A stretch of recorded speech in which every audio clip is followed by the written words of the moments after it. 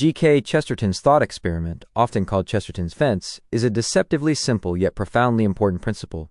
Introduced in his 1929 book, The Thing, Why I Am a Catholic, the concept is a powerful argument for intellectual humility and second-order thinking, cautioning against the impulsive dismantling of long-standing traditions, laws, or institutions merely because their purpose is no longer immediately obvious. The scenario is straightforward. A reformer encounters a fence erected across a road.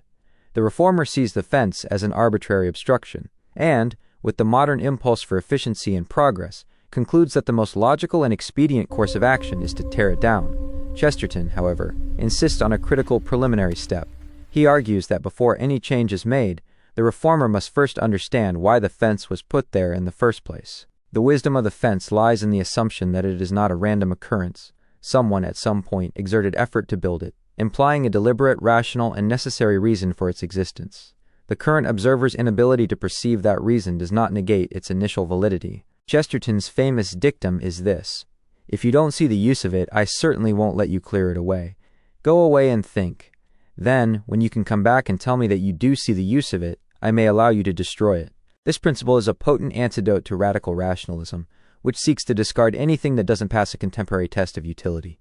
It recognizes that many societal structures, from common law and bureaucracy to corporate protocols and cultural norms, function as unconscious solutions to forgotten problems. The fence might be protecting travelers from an unseen pit, preventing livestock from straying onto a cliff, or marking an essential boundary that prevents neighborly disputes. Removing it without understanding its function risks reintroducing the very problem it was built to solve, leading to a potentially catastrophic unintended consequence. The application of Chesterton's fence extends far beyond physical objects. In public policy, it urges lawmakers to deeply research the historical context and initial rationale behind seemingly outdated regulations before proposing their repeal. In business management, it serves as a critical warning to new executives or consultants who might rush to eliminate a seemingly inefficient process that, in reality, acts as a crucial internal control or a shield against risk. In software development, it stops developers from deleting dead code until they are absolutely certain no other part of the system relies on it for subtle legacy reasons. Ultimately, Chesterton's fence is an eloquent plea for the conservation of rationale. It teaches that an intelligent critique of a system is only possible once its original logic has been mastered. By demanding a full comprehension of the existing order before proposing its removal, Chesterton ensures that reform is guided by knowledge and prudence, rather than by mere impatience and ignorance.